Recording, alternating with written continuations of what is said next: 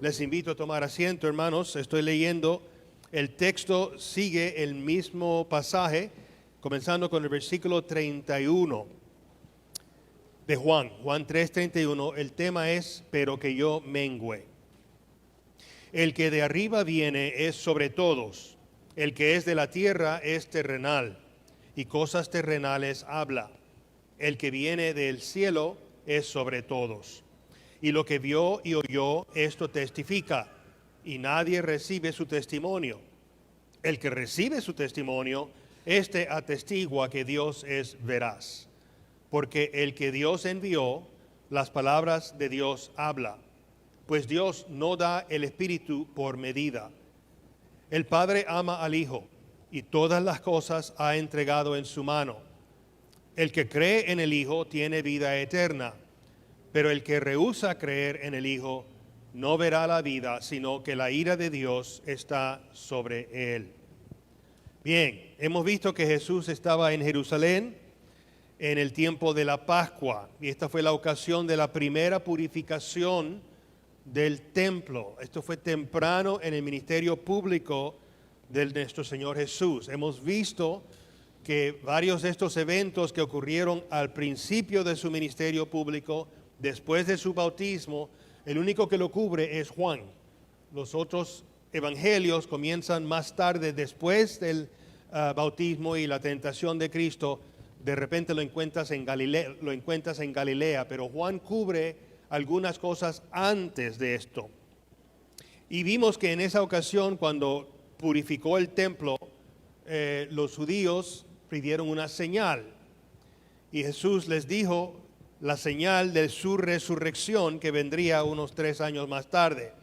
Destruid este templo y en 3 días lo levantaré. Después de estos eventos, él tuvo su entrevista con Nicodemo, la cual vimos el domingo pasado. Ahora él sale de Jerusalén y va al campo en Judea. Todavía está en Judea, no ha ido a Galilea. Juan 3:22 dice, la tierra de Judea, y estuvo allí con ellos y bautizaba. Este es el escenario de hoy. Oh Padre nuestro, que tu palabra sea provechosa para nuestras vidas y para el avance de tu reino, oh mi Dios. Glorifícate hoy. Espíritu Santo, sé tú el Maestro. Abre nuestro entendimiento, porque lo pedimos en el nombre de Jesús. Amén. Jesús de inmediato entra en el ministerio que es paralelo al ministerio de Juan el Bautista. En el capítulo 4, versículo 1 y 2 dice, cuando pues el Señor entendió que los fariseos habían oído decir, Jesús hace y bautiza más discípulos que Juan, aunque Jesús mismo no bautizaba, sino sus discípulos. Según los fariseos, los bautismos de los discípulos de Jesús eran más que los bautismos de Juan. Ahora, esta es la palabra de los fariseos. No podemos ser dogmáticos que eso fue cierto, numéricamente hablando. Pero de que sí estaban bautizando, eso sí es cierto. La realidad es que se veía que ahora habían 2 grupos bautizando, y yo creo que también Jesús en ese momento estaba predicando el reino de Dios. Pero por cierto, después que regresó a Galilea, como veremos más adelante, sí estaba predicando el mismo mensaje de Juan. Versículo 24 es importante. En el capítulo 3 dice, porque Juan no había sido aún encarcelado. No podemos ser dogmáticos, porque la Biblia no nos dice lo encarcelaron el día siguiente, pero sí podemos, yo creo que inferir que su encarcelamiento fue poco después de los eventos que vamos a ver hoy. Los otros evangelios, como dije, comienzan con el ministerio de Jesús más tarde que esto. Ellos hablan del encarcelamiento de Juan en más detalle que Juan, pero lo hacen en forma de retrospecto. Miran al pasado. Juan había sido puesto en cárcel, o Juan estaba en la cárcel y después fue decapitado por estas razones. Ellos hacen referencia al encarcelamiento y dan detalles en cuanto al encarcelamiento, pero como veremos en futuros estudios, lo ven en el pasado, tomó lugar antes. Juan nos dice estas cosas ocurren antes de su encarcelamiento. Por ejemplo, Marcos 1:14, después que Juan fue encarcelado, Jesús vino a Galilea predicando el evangelio del reino de Dios. Mismo mensaje de Juan.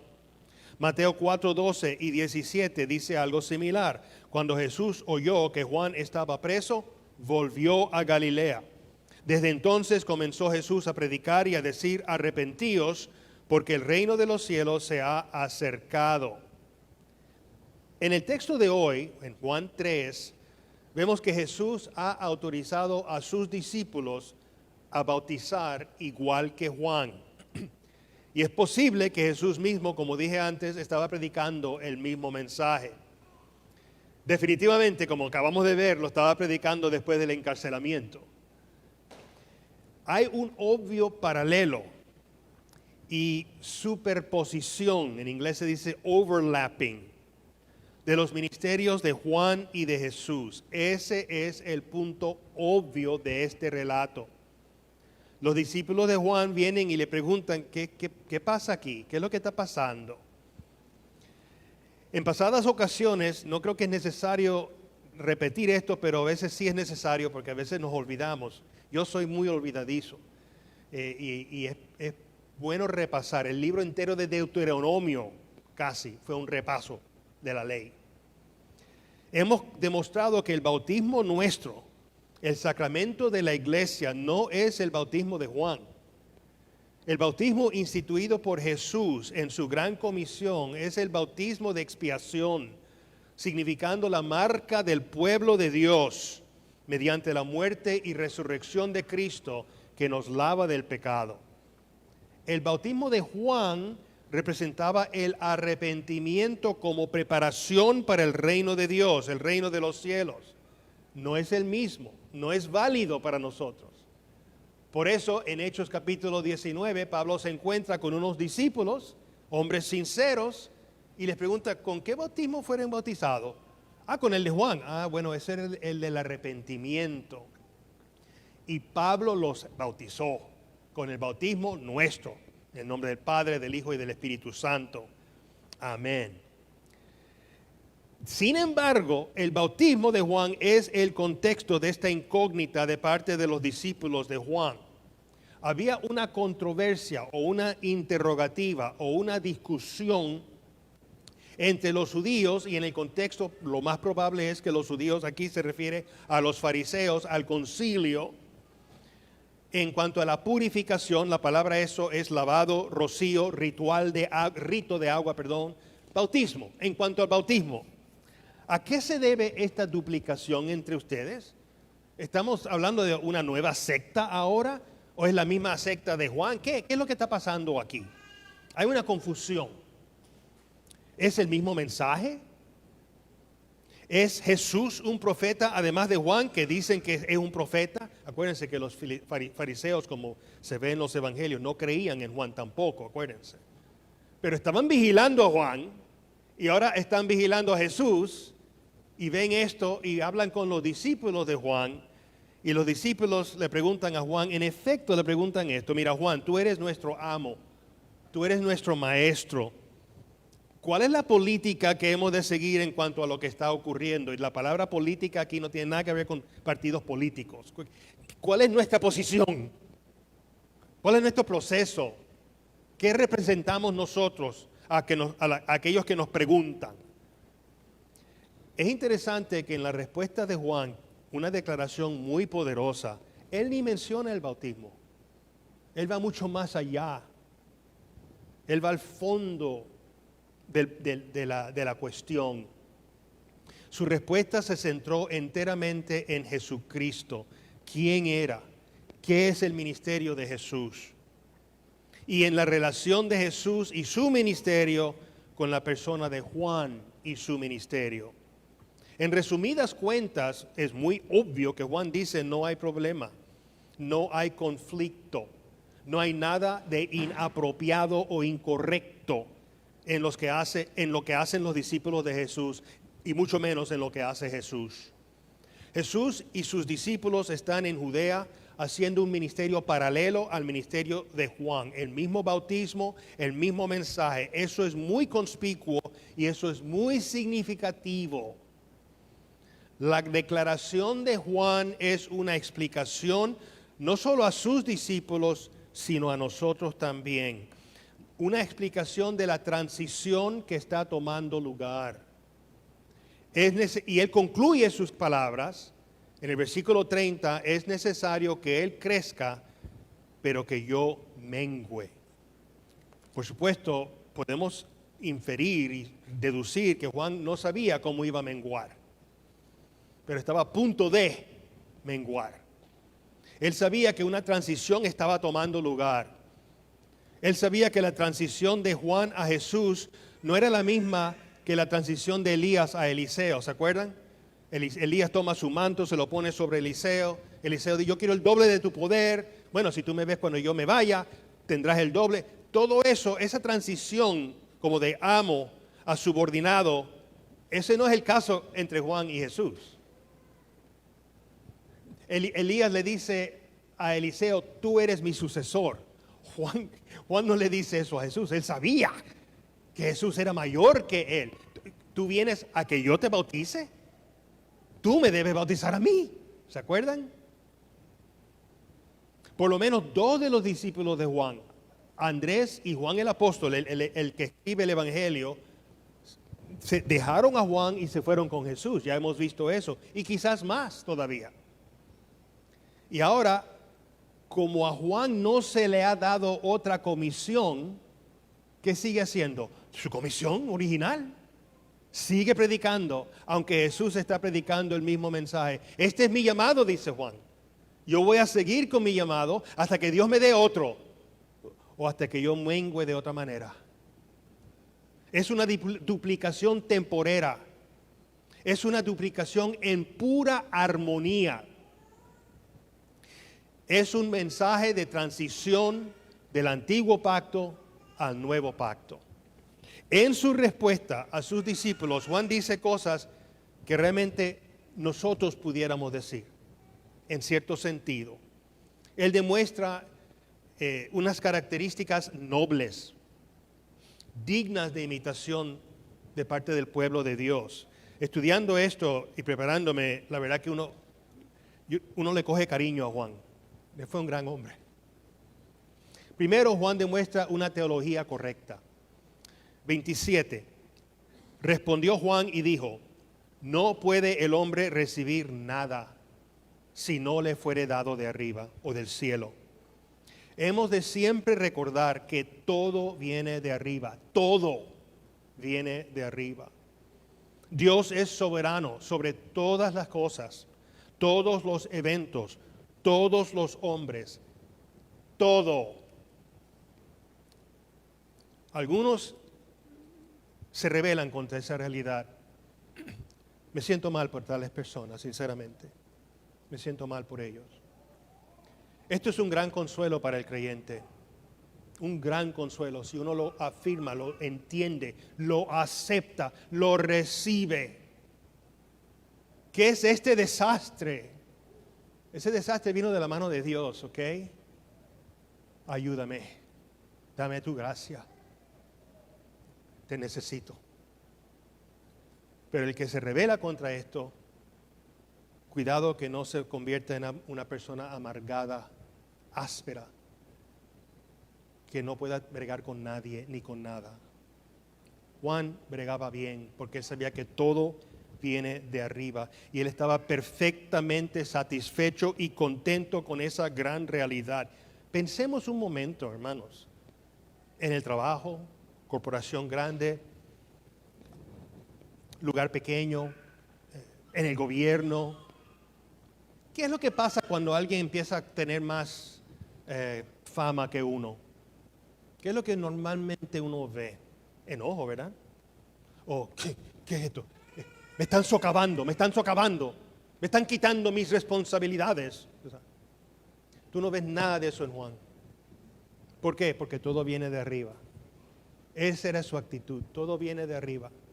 Todo viene de Dios. Yo hago lo que yo pueda hacer, lo mejor que yo pueda hacer, y el resto se lo dejo en las manos de Dios. Juan entendía esto. ¿Qué es otra cosa que Juan entendía? Él tenía un entendimiento correcto, una teología correcta y un entendimiento correcto. El versículo 28, vosotros mismos me sois testigos de que dije, yo no soy el Cristo, sino que soy enviado delante de Él. Yo no soy el Cristo, yo no soy Dios, yo jamás dije otra cosa, dice Juan. Yo soy siervo del Señor, nada más ni nada menos. Hoy más en toda mi vida no es tan larga, no he vivido siglos, así que estoy hablando de mi vida, ¿ok? Solamente mis años. No me acuerdo ver tantas personas que se creen Dios como en la última década y media. Es algo para mí inconcebible. Juan no tenía ese problema.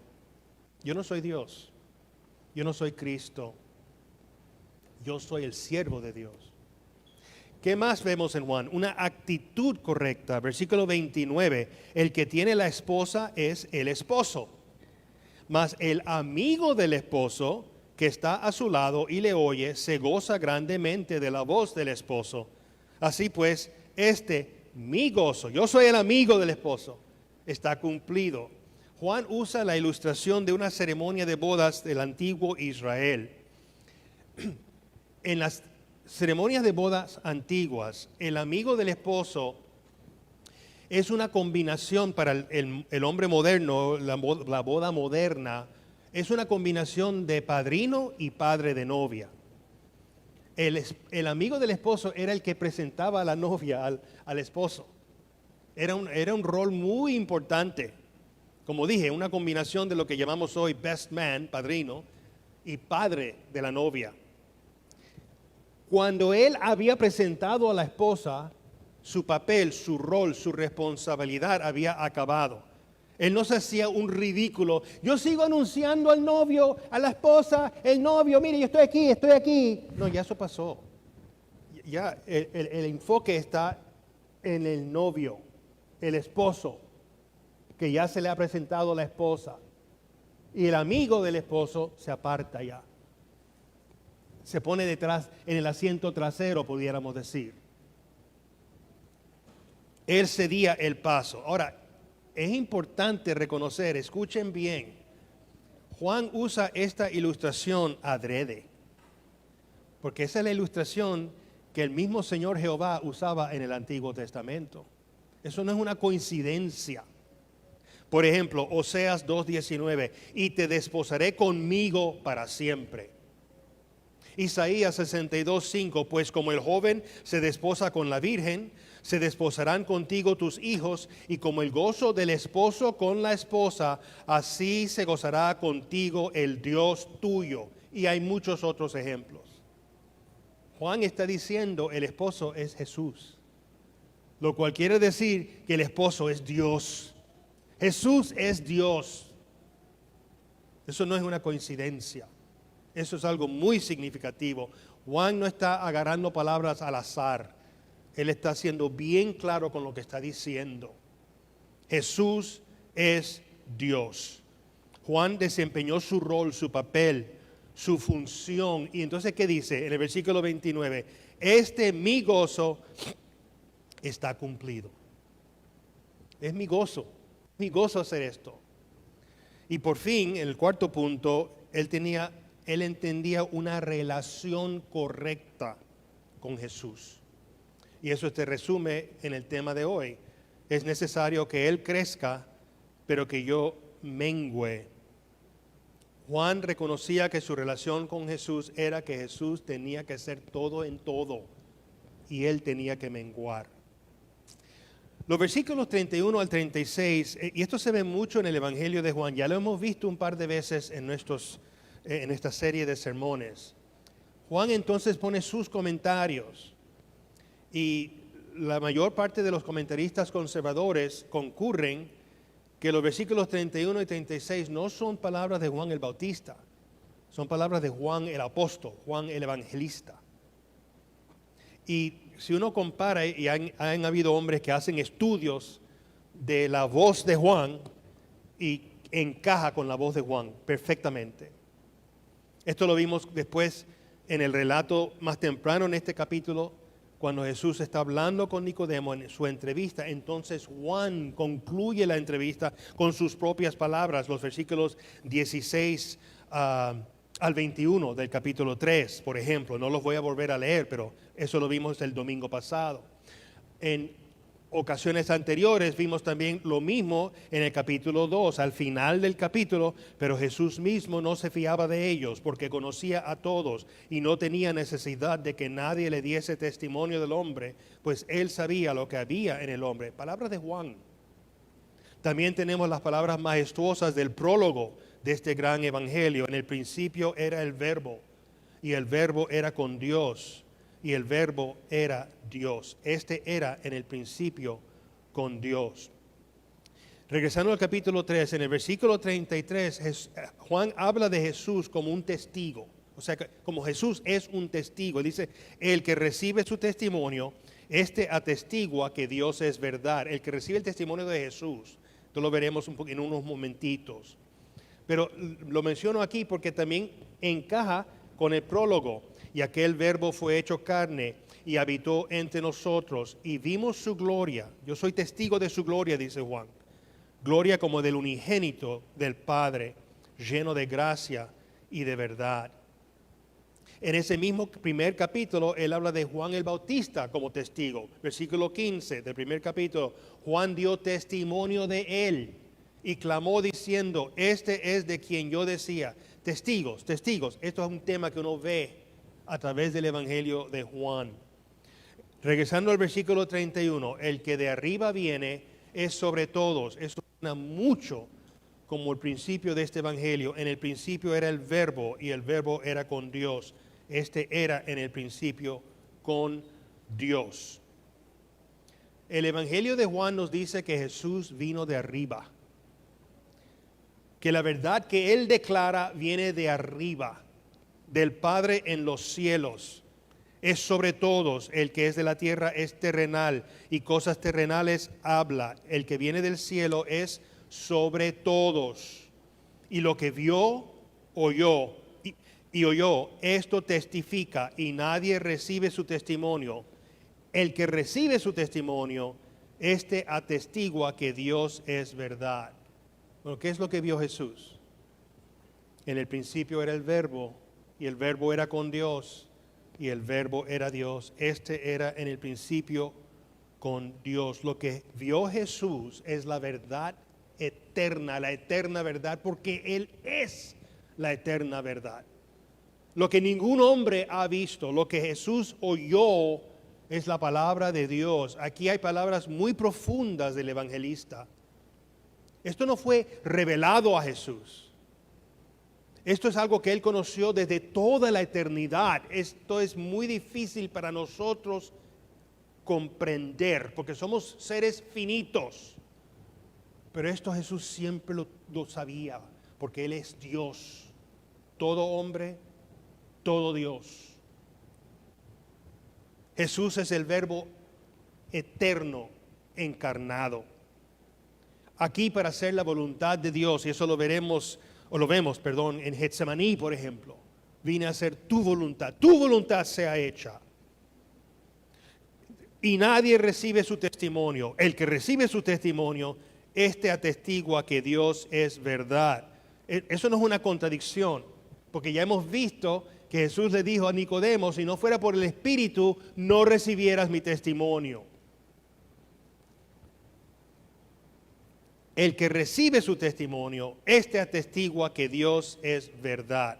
Jesús dice algo similar en Lucas. Nadie conoce quién es el Hijo, sino el Padre. Ni quién es el Padre, sino el Hijo. Una conversación que yo tuve con un musulmán en Arabia Saudita, él me afirmaba que Dios no se puede conocer. Porque Allah, ¿quién es Allah? ¿Quién lo puede conocer?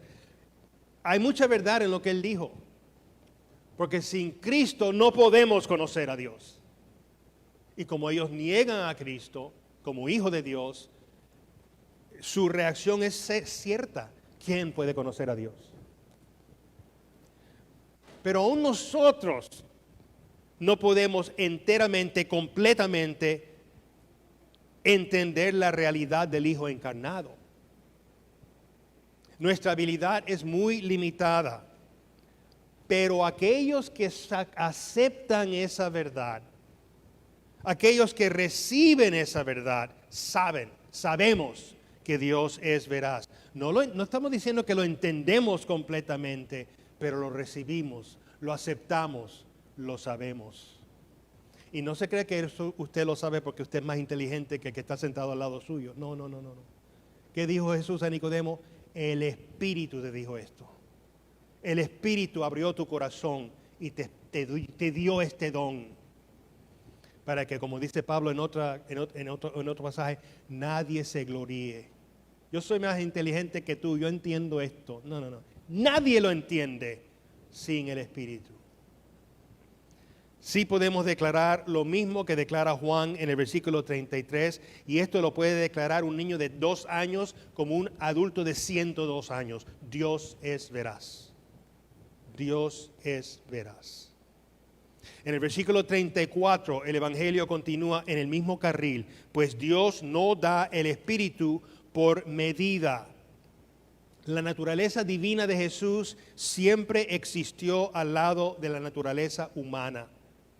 El Espíritu Santo estaba con nuestro Señor Jesús en toda medida, enteramente, no por medida, no por pedacitos. Esa era una de las posiciones gnósticas, que Jesús era un humano y tenía algo de divinidad, otros negaban totalmente que era divino. Juan está negando todo eso, está diciendo enteramente.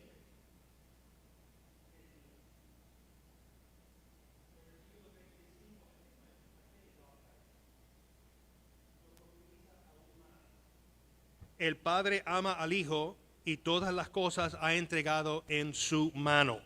Todas las cosas. ¿Dónde hemos oído eso? En la Gran Comisión. Toda potestad me es dada en el cielo y en la tierra. Toda. No tenemos que asustarnos de nada, hermanos. Toda potestad le es dado a Jesús en el cielo y en la tierra. ¡Ay! Un terremoto vino. ¿Se puede haber un terremoto aquí, tragarme la tierra, hermanos? Esa es la voluntad de Dios. Porque toda potestad es dada a Él. No a mí ni a nadie más, a Él. Eso es un gran consuelo. Un gran consuelo. Juan acaba de decir, Juan el Bautista, no puede el hombre recibir nada si no le fuere dado del cielo. En el versículo 20, entonces dice, yo soy el amigo del esposo está aquí, ahora es necesario que yo mengüe. Y ahora el Evangelio nos dice, todas las cosas ha entregado en su mano. El contraste, yo creo que ya lo podemos ver muy claramente, y yo estoy seguro que los discípulos lo vieron también de Juan. El contraste entre Jesús y Juan es eterno, es inmenso. Y este Juan, del cual Jesús dijo, mayor profeta que él no hay. Un gran hombre, pero no hay comparación. Y el Evangelio concluye esta sección con palabras que resuenan por toda la eternidad. El que cree en el Hijo tiene vida eterna, pero el que rehúsa creer en el Hijo no verá la vida, sino que la ira de Dios está sobre él. Juan le está diciendo a sus discípulos, el Salvador del mundo no soy yo, no es Juan el Bautista, es Jesucristo el Señor, el Hijo de Dios. Juan el Bautista y Juan el Evangelista, el que escribió el Evangelio, desean que los discípulos entiendan, desea que nosotros entendamos que el marco mayor de todo esto no es quién está bautizando más en el bautismo de Juan. Ese no es el marco. El marco es el pecado del mundo y el problema que hay de resolver eso. Ese es el marco. Y el único que puede resolver ese problema es Jesucristo. Ese es el marco. El problema del pecado. Juan dice, no enfoquen en mí. Mi labor ya se cumplió. Aunque seguimos bautizando, enfoquen en Jesús, el Salvador, el Cordero de Dios, que dijo en otra ocasión, que quita el pecado del mundo. Ese es el enfoque. Poco después, no sabemos cuánto, pero fue poco después, él fue encarcelado y terminó siendo decapitado. La causa, como todos sabemos, fue haber denunciado el matrimonio incestuoso de Herodes Antipas. Herodias, la esposa de Felipe, Felipe era hermano de Herodes. Esto lo veremos en más detalle más adelante, no quiero tomar mucho tiempo aquí, pero rápidamente. Y la historia nos dice que Herodias era sobrina de Felipe. Se casó con su tío, un matrimonio prohibido por la ley, incestuoso. Después se casó con el otro tío. Así que no solo cometió incesto la primera vez y la segunda vez, sino que en la segunda vez también cometió incesto por casarse con su cuñado. Esto eran gente pagana que decían que eran judíos. Y Juan decía, tú dices que tú eres judío. Eso es ilegítimo. Y como ya saben, fue encarcelado porque Herodias estaba muy enojada. Y cuando bailó la niña, la hija de Herodias, que la historia nos dice que es Salomé, pero no sabemos por cierto. Y el Herodes, ay, qué bueno, qué lindo estás haciendo. Pídeme algo. Y ella le pide a la mamá, ¿qué pido? La cabeza de Juan el Bautista, eso es lo que vas a pedir. Y efectivamente eso fue lo que pasó. Juan no sabía lo que venía. Muchas veces yo me alegro que yo no sé lo que viene tampoco, ¿verdad? Lo que sí sabía es que había cumplido su obra. Él fue el puente entre los profetas del Antiguo Testamento y el Nuevo Pacto. Él sabía que era tiempo para él menguar. Ustedes me han oído hablar de William Carey, un gran misionero del siglo XIX en la India. William Carey fue un gran hombre, temeroso de Dios, energético en la prédica del Evangelio. William Carey todavía lo recuerdan porque él, si hay un hombre que puso un pare al sacrificio de las viudas que eran quemadas juntos con los cadáveres de sus esposos, fue William Carey. Él puso un pare a esta práctica pagana. Y puso el pare no con espada, sino con el Evangelio. Y claro, lo denunciaba. Hablaba con el gobierno colonial de Inglaterra, allá en el subcontinente, y lo pararon. Se hace a escondidas todavía. Un gran hombre.